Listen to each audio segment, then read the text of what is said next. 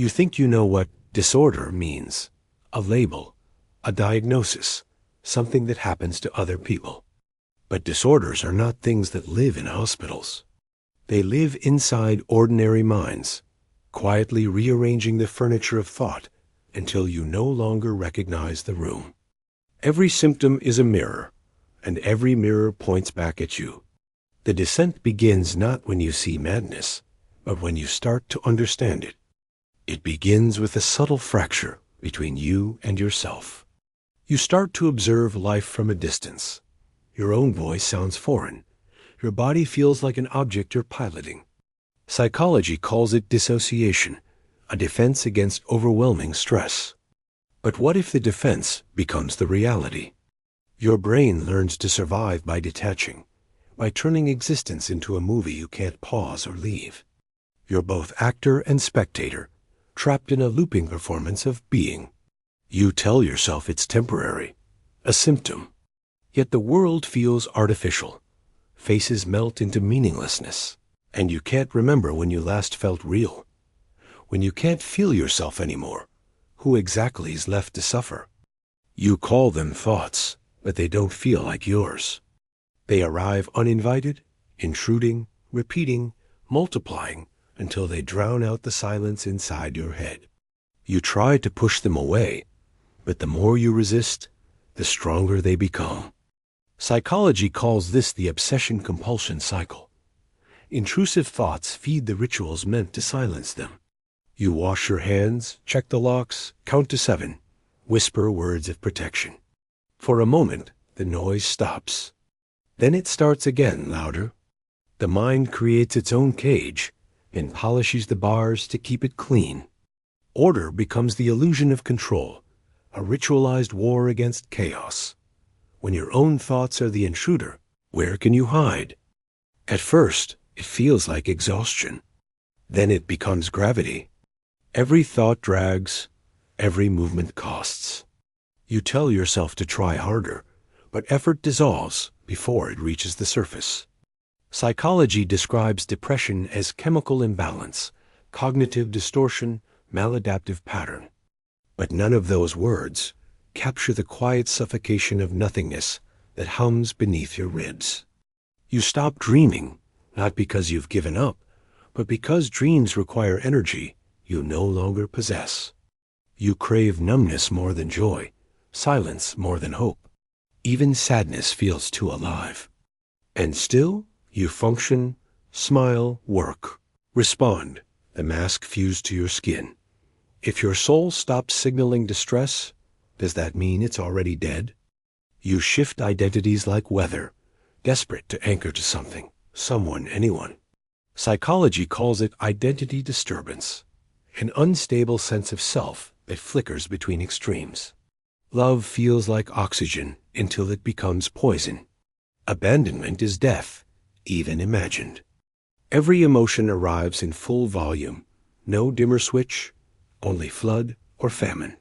You crave connection, but destroy it the moment it gets too close.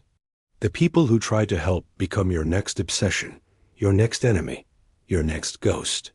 The world feels intolerable, and you unbearable. So you bleed, screen, vanish, return, trying to prove you still exist. If you keep dissolving inside every relationship, who's left to hold you when you disappear again? Time stops being linear. The past doesn't stay buried. It stalks you in flashes, the smell of smoke, a sudden sound, a stranger's eyes. Psychology calls it re-experiencing, your nervous system reliving the event as if it never ended. You think you've escaped, but your body keeps score. Cortisol floods, the amygdala ignites, and you're dragged back into a memory that feels more vivid than the present. Sleep becomes a trapdoor, daylight an interrogation. You live in the aftermath, but the aftermath never ends. Healing feels like betrayal, like letting the past die while you're still inside it. If your mind never stops returning to the moment of pain, did you ever truly leave it? Imagine splitting yourself so many times that even your memories forget your name. Psychology defines it as a coping mechanism for unbearable trauma, the mind's last resort to survive by dividing. Each fragment carries a piece of pain, a role, a purpose. Protector, child, aggressor, caretaker. You become a living mosaic of cells, switching seamlessly, sometimes unknowingly, to adapt to danger that no longer exists. But when the danger fades, the fragments stay. They speak in your voice, yet none belong entirely to you. Reality becomes a negotiation among ghosts who all believe they're real. If every version of you believes it's the original, which one is telling the truth? Reality begins to leak. The edges blur, sounds whisper your name, shadows bend in recognition. Psychology calls them hallucinations and delusions, but to you, they feel like revelation. The mind, in its fractured brilliance, builds an alternate logic where everything connects, every glance a message, every silence a conspiracy. Thought becomes theater, language loses its spine. You start to doubt not just the world, but the mechanism of believing itself. Medication can dull the static, but it also dulls the self. You wonder whether the real world was ever truly real, or merely the most convincing hallucination of all. If perception defines existence, who decides which reality is insane? You construct yourself out of reflections, admiration, envy, control. Without them, you vanish. Psychology calls it a fragile ego masked by grandiosity, a self built from the applause of others. You curate perfection, not to feel superior, but to avoid feeling nothing. Every compliment feeds you. Every criticism annihilates you. Intimacy feels dangerous because it exposes the emptiness beneath the mirror surface. So you demand worship and despise the worshiper. You chase love but can't receive it without domination. The reflection must always shine brighter than the source. Yet when the room goes dark, there's nothing left to see. If your existence depends on being seen, what happens when everyone finally looks away? Empathy is a language you never learned, only mimicry, only performance. Psychology describes it as a pervasive disregard for others, but that sounds too clinical, too simple. It's not absence of feeling, it's calculation. You read people like code, testing weaknesses, mending trust until it breaks. The world is a stage of prey and predator, and morality is a superstition the weak cling to. You don't feel guilt, only inconvenience when caught. Beneath the charm lies cold precision, the machinery of survival without conscience. Society calls you dangerous. You call yourself awake. If remorse is just a social illusion, then what makes cruelty real? Your mind hums constantly, a machine of what-ifs that never rests. Psychology names it chronic excessive worry, but it feels like your nerves are threaded with fire. Every decision, no matter how small, spirals into catastrophic possibilities. Sleep is invaded by scenarios that never exist. Your body tenses before danger even arrives. You try reassurance, logic, routines. Nothing quells the storm. The world is never enough, never safe, never finished. Anxiety becomes not a symptom but a companion, whispering that calm is impossible. Your thoughts betray you, repeating themselves until the air itself seems threatening. If every moment is potential disaster, then what is left of peace? Every glance pierces you, every laugh excludes you, every room becomes a battlefield of imagined judgment. Psychology calls it social anxiety, fear of scrutiny, humiliation, exposure. But it is more than fear. It is paralysis wrapped in hyper-awareness. You rehearse conversations that never happen, erase actions already taken, shrink to occupy as little space as possible. Interaction feels like walking on glass, each word potential fracture. You long for connection, yet flee the moment it begins. The world watches, or so you believe, while your mind constructs prisons invisible to anyone else. If the only audience you fear exists in your head, then who truly holds the power? You measure worth in calories, self-control, and the absence of appetite. Psychology names these disorders as distorted body image and control mechanisms. But the mind knows the truth. It's a war against yourself. Hunger becomes virtue, restriction becomes identity, and indulgence becomes betrayal. Every meal is battlefield, every reflection a jury. Your body, once a vessel, transforms into a ledger of sin and discipline. Weight becomes language, skin a map of your morality. Others see illness. You see mastery. Yet mastery is a cage, each success hollow, each loss inevitable. If survival itself can feel like betrayal, then what does living truly mean?